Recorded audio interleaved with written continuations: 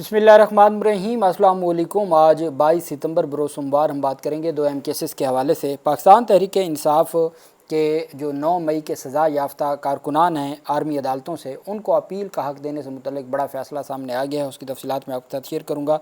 एक बड़े ताकतवर इदारे के सरबराह को हटा दिया गया है, उसके ऊपर हम बात करेंगे, उसकी तफसील मैं आपके साथ शेयर करूँगा। और साथ में आपको बताऊँगा कि पाकिस्तान तहरीक इंसाफ के सरबराह इमरान खान की जानिब से जो आज अडयाला जेल से जो तफसीलात आई हैं, कुछ तफसीलात मैंने आपके साथ शेयर की थी, मज़ीद कुछ तफसीलात अब सामने आई हैं अलीमा ख़ान की जानिब से।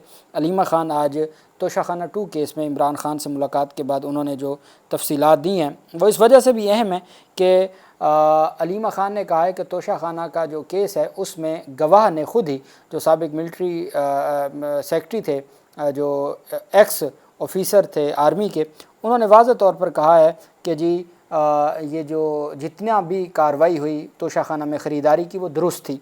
ये अलीमा ख़ान की जानिब से आज बयान किया गया। इमरान खान की बहन अलीमा ख़ान ने कहा कि इमरान खान और बुशरा बीबी के ख़िलाफ़ तोशाखाना 2 केस में एक गवाह झूठा साबित हुआ है, झूठी गवाही पर केस ख़त्म होना चाहिए। उन्होंने कहा जी इमरान खान ने 4 पैगामात भेजे हैं। एक कहा है कि पाकिस्तान और सऊदी अरब के मुआहदा की बहुत अहमियत है, पाकिस्तान को आलमी सतह पर राब्ते तेज़ और बहाल रखने चाहिए। इमरान खान ने हरमैन शरीफैन की हिफाजत के हवाले से कहा है कि ये हमारी सआदत है। अलीमा खान ने कहा तोशाखाना 2 केस में साबिक मिलिट्री सेक्रेटरी ने भी तमाम दस्तावेज़ात को दुरुस्त करार दिया, लगता है ऐसे है कि अगली 2-3 समातों में ये केस ख़त्म हो जाएगा। उन्होंने कहा हमें उम्मीद है कि इस केस में इमरान खान और बुशरा बीबी रिहा हो जाएंगे। अलीमा खान ने कहा कि इमरान खान ने 27 सितंबर के जलसे की ज़िम्मेदारी अली अमीन गंडापुर और जुनैद अकबर को दी है। और साथ अलीमा खान की जानिब से ये वाज़ेह तौर पर कहा गया कि जो जैसे वादी 13 खैबर में जो वादी है वहाँ पर जो मुबैना तौर पर कोई बमबारी हुई है और उसमें सिविलियन की शहादतें हुई हैं और उसमें बच्चों की, मासूम बच्चों की शहादतों की भी तफसीलात सामने आ रही हैं। KPK के स्पीकर की जानिब से स्टेटमेंट आई है, KPK के वज़रा की जानिब से स्टेटमेंट आई है और खैबर पख्तूनख्वा के जो मेंबरान असम्बली हैं वो उन्होंने कोई एहतजाजी रैली भी निकाली हुई है और वो पेशावर जो धरना देने की भी बात कर रहे हैं। इमरान खान वाज़ेह तौर पर बार बार ये बात समझा रहे हैं कि ये जो ऑपरेशन है ये पाकिस्तान के लिए और अवाम पाकिस्तान के लिए दुरुस्त नहीं है। एक तरफ अब अमेरिका धमकी दे रहा है कि अगर हमें वो जो वहाँ पे एयर बेस है अफ़गानिस्तान ने न दी, चूँकि अफ़गानिस्तान ने कहा ना कि वो 1 इंच भी नहीं देंगे, तो उस पर फिर ट्रंप ने कहा हमें भी लेना आता है, तो फिर वहाँ हालात ख़राब हुए तो विक्टिम फिर हम होंगे। तो हम कहाँ खड़े हैं हमें ये ज़रूर सोचना होगा।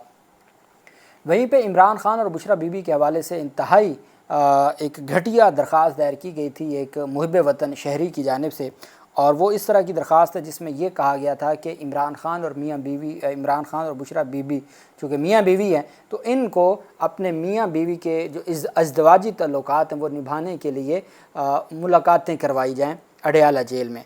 पाकिस्तान तहरीक इंसाफ इसको शर्मनाक करार दे चुकी है। पाकिस्तान तहरीक इंसाफ कह चुकी है कि इस तरह की दरख्वास्तें कोई भी बंदा किसी के हवाले से कैसे दे सकता है। कहा जाए जी कि फ़लाँ जो लीडर है उसकी बीवी के साथ उसके ताल्लुकात को कायम किया जाए, ये कोई बात है? या तो पाकिस्तान तहरीक इंसाफ ऑफिशियल कैपेसिटी में करती या इमरान खान की फैमिली करती। जब उनकी जानिब से नहीं है, उन्होंने मुज़म्मत करार दे दी है। इस्लामाबाद हाई कोर्ट के जो रजिस्ट्रार हैं वो हर दरख्वास्त पर एतराज़ लगा देते हैं। कितनी बड़ी बदकिस्मती है कि इमरान खान और बुशरा बीबी से मुतल्लिक ये इंतहाई घटिया दरख्वास्त है जो उनके अज़दवाजी ताल्लुकात से मुतल्लिक है, कोई एतराज़ नहीं लगाया गया। बग़ैर एतराज़ के उस दरख्वास्त को कल जस्टिस अरबाब मोहम्मद ताहिर की अदालत में समाअत के लिए मुकर्रर कर दिया गया है। ये हमारे मुल्क का निज़ाम है, इस तरीके से चीज़ों को चलाया जा रहा है और चूँकि कोई इस निज़ाम में पूछने वाला नहीं है। और मैं समझता हूँ कि आप जितना भी इस तरह के मामलात करेंगे अल्टीमेट ख़ुद ही ये सारा कुछ उल्टा पड़ने वाला है। खैबर पख्तूनख्वा में जो एंटी करप्शन ने कार्रवाई शुरू कर दी थी जिसमें प्रिजाइडिंग अफसरान ने 2 प्रिजाइडिंग अफसरान ने अपने बयान हल्फी और अपने बयानात कलमबंद करवा दिए थे कि जो फॉर्म 45 पाकिस्तान तहरीक इंसाफ के उम्मीदवारों के हैं ये दुरुस्त हैं और जो इलेक्शन कमीशन के हैं वो गलत हैं, ये उनकी जानिब से। फिर इलेक्शन कमीशन ने एक नोटिस जारी किया था कि कार्रवाई रोकी जाए। अब चूँकि प्रिजाइडिंग अफसरान तो सैकड़ों थे और सबके ख़िलाफ़ कार्रवाई थी, चूँकि वो KP के मुलाजिम हैं और KP के मुलाजमीन अगर करप्शन करते हैं या रिश्वत में मुलव्वस पाए जाते हैं या कोई सरकारी काम गलत तरीके से करते हैं तो उनके ख़िलाफ़ सिर्फ कोई वो دھاندلی کی تحقیقات نہیں تھی، کوئی دھاندلی کے نتائج نہیں تھے، کوئی دھاندلی کا نوٹیفیکیشن نہیں چیلنج ہو رہا تھا الیکشن کا، بلکہ وہ صرف سرکاری افسران کی کرپشن میں ملوث ہونے سے متعلق تحقیقات تھیں، اور جو سرکاری ریکارڈ میں رد و بدل اور جعل سازی کا الزام تھا، الیکشن کمیشن کو پریشانی لاحق ہو گئی۔ الیکشن کمیشن نے ایک ہدایت نامہ جاری کر دیا چیف سیکرٹری کو کہ اس کو رکوایا جائے۔ اب جناب والا Muhammad Riaz versus the state through special prosecutor NAB Peshawar, اسی طریقے سے جو ایک درخواست ہے تیمور احمد وغیرہ بنام سرکار اور مسمات، یہ مختلف درخواستوں کے نام ہیں، یہ انہوں نے چیلنج کر دیا۔ یہ کچھ پریزائڈنگ افسران ہیں، انہوں نے چیلنج کیا ہے کہ جی جو اینٹی کرپشن نے ان کو نوٹس جاری کیے ہیں وہ قانون کے مطابق درست نہیں ہیں، اور اس میں پلی یہ لی گئی ہے کہ الیکشن کمیشن آف پاکستان بھی چونکہ یہ کہہ چکا ہے کہ اینٹی کرپشن کارروائی نہیں کر سکتا، تو پشاور ہائی کورٹ میں کل سماعت ہوگی یہ درخواستیں رکوانے سے متعلق۔ اب دیکھنا یہ ہے کہ یہ جو درخواستیں ہیں اس کے اوپر کیا کارروائی ہوتی ہے، اور کیا اگر تو پشاور ہائی کورٹ نے کہا کہ جی بھئی الیکشن کمیشن کا بھی دائرہ اختیار نہیں ہے، اور اگر کوئی جعل سازی ہوئی ہے تو جعل سازی کو اینٹی کرپشن دیکھ سکتا ہے، تو پھر تو بلے بلے ہو جائے گی۔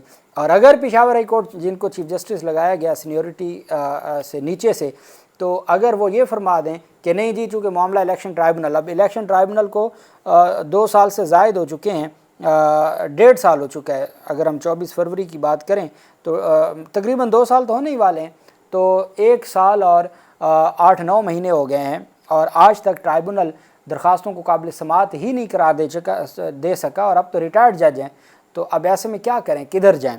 تو آج تیمور جھگڑا کی جانب سے بھی ایک پریس کانفرنس کی گئی تھی، وہ بھی کل میں اس کی تفصیلات بھی آپ کے ساتھ شیئر کروں گا۔ اس فیصلے کی سماعت کے، اس کیس کی سماعت کے احوال کے ساتھ تیمور جھگڑا نے آج سوموار کے دن جو پشاور میں پریس کانفرنس کی تھی اس سارے معاملے کے اوپر، وہ بھی میں آپ کے ساتھ شیئر کروں گا۔ اب ہم آ جاتے ہیں جو ایک اور بڑی پیش رفت سامنے آئی ہے، وہ کراچی میں جو سندھ بلڈنگ کنٹرول اتھارٹی ہے، جس کے بارے میں سندھ ہائی کورٹ کے ججز نے کہا تھا، بینچ نے کہا تھا کہ یہ اتنا کرپٹ ادارہ ہے کہ دوزخ میں بھی ان افسران کے لیے الگ سے مقام ہوگا، وہ سندھ بلڈنگ کنٹرول اتھارٹی کے ڈی جی کو ہٹا دیا گیا ہے۔ Director general D G Sindh building control authority SBCA Shah Mir Bhutto کو عہدے سے برطرف کر دیا گیا ہے۔ نوٹیفیکیشن کے مطابق شاہ میر بھٹو کی جگہ مزمل حسین کو سندھ بلڈنگ کنٹرول اتھارٹی کا نیا ڈی جی تعینات کیا گیا ہے۔ نیا ڈی جی اس سے قبل محکمہ سوشل پروٹیکشن میں بطور سیکرٹری تعینات تھے۔ شاہ میر بھٹو کو لیاری میں 4 جولائی کو عمارت گرنے کے بعد اسحاق کھوڑو کی جگہ تعینات کیا گیا تھا۔ شاہ میر بھٹو نے تعیناتی کے دوران کوئی نقشہ منظور کیا، نہ کوئی غیر قانونی تعمیرات ہونے دیں۔ میڈیا یہ کہتا ہے کہ ہماری اطلاعات یہ ہیں کہ یہ جو ڈی جی تھا یہ قانون کے مطابق کارروائی کر رہا تھا، اس کے دور میں نہ کوئی نقشہ منظور ہوا، نہ غیر قانونی تعمیرات ہوئیں۔ شاہ میر بھٹو کو ملوث محکمہ کی کالی بھیڑوں کے خلاف کارروائی کا ٹاسک دیا گیا تھا۔ شاہ میر بھٹو کی تعیناتی کے دوران SBCA افسران پر متعدد مقدمات بنے اور 16 افسران کو گرفتار بھی کیا گیا تھا، لیکن جب نظام چاہتا ہے خود ہی کام کرواتا ہے اور پھر خود ہی عہدے سے ہٹا دیتا ہے، جب استعمال کر لیتا ہے پھر عہدے سے ہٹا دیتا ہے۔ یہ ہمارے ملک کا ایک نظام ہے، ان کو ہٹا دیا گیا ہے۔ اب دیکھنا یہ ہے کہ واقعی وہ درست طریقے سے چیزوں کو چلا رہے تھے یا نہیں۔ اب ہم آ جاتے ہیں یہ جو فیصلہ آیا ہے، یہ فیصلہ ہے جی، اور یہ فیصلہ کتنے دنوں کے بعد آیا ہے؟ 7 مئی کا فیصلہ ہے، اور تقریباً 4 مہینوں کے بعد 7 جون، 7 جولائی، 7 اگست، 7 ستمبر، یہ 4 مہینے اور یہ 4.5 مہینوں کے بعد یہ فیصلہ آیا ہے، اور یہ فیصلہ جاری کیا گیا ہے عدالت کی جانب سے۔ 7 مئی میں کو کہا گیا تھا، سپریم کورٹ آف پاکستان کے 5 رکنی آئینی بینچ نے 3-2 سے یہ فیصلہ دیا تھا، جس میں کہا گیا تھا کہ عالمی عدالتوں میں ٹرائل ہو سکتا ہے، لیکن ساتھ ہی اپیل کا حق دیا گیا تھا۔ اب یہ ٹوٹل امین الدین خان نے یہ فیصلہ تحریر کیا ہے، ٹوٹل صفحات ہیں 69 صفحات میں سے 62 صفحات پر صرف فریقین کے وکلا کے دلائل درج ہیں۔ آپ جانتے ہیں جب وکلا دلائل دے رہے ہوتے ہیں تو جو عدالتی عملہ کے لوگ ہیں، ریسرچر ہیں، وہ تحریر کر رہے ہوتے ہیں۔ 69 صفحات کا یہ فیصلہ ہے، ان میں سے 62 صفحات تو یہ ہیں کہ جی رسپونڈنٹ نے یہ کہا، پٹیشنر نے یہ کہا، فلاں وکیل نے یہ کہا، فلاں وکیل نے یہ کہا، یہ تو وہی چھاپ دیا۔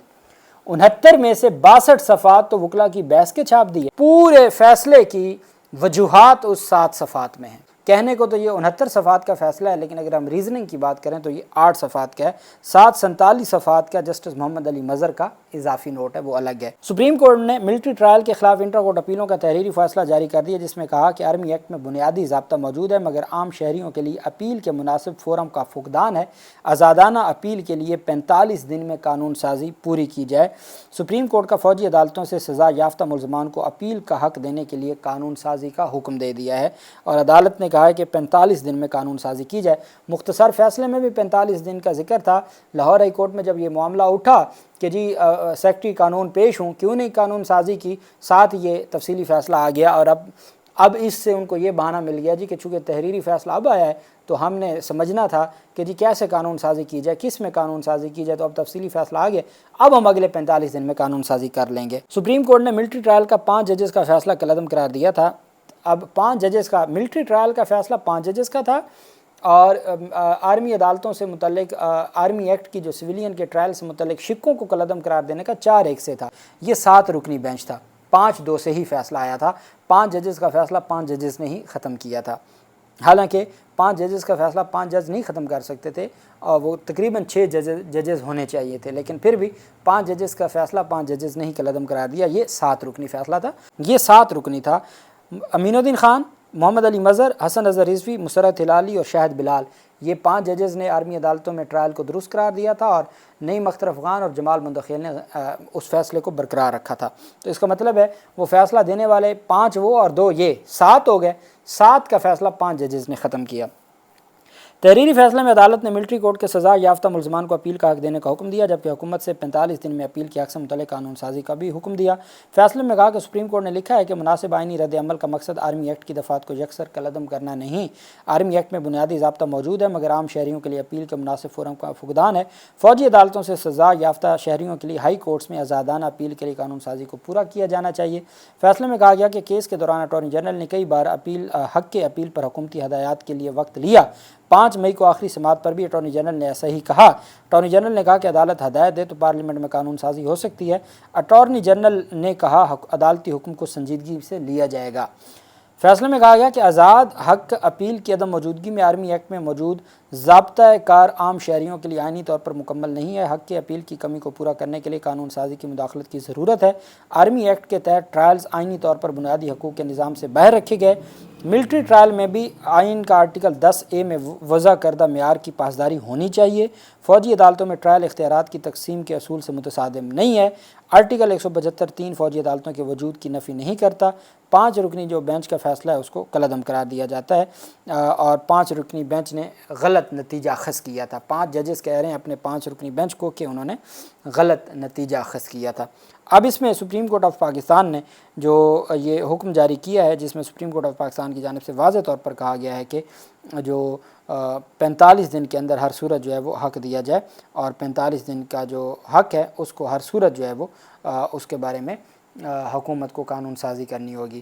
اب یہی معاملہ پہلے ہی لاہور ہائی کورٹ میں اس کو اٹھایا جا چکا ہے، اور اب حکومت کی جانب سے حکومت نے یہی پلی لینی ہے کہ جی اب چونکہ 22 ستمبر کو تفصیلی فیصلہ آیا، اب ہم 45 دن میں قانون سازی کریں گے، اور وہ قانون سازی آرمی ایکٹ میں ہونی ہے، اور اس میں اپیل کا آزادانہ حق دینا ہے۔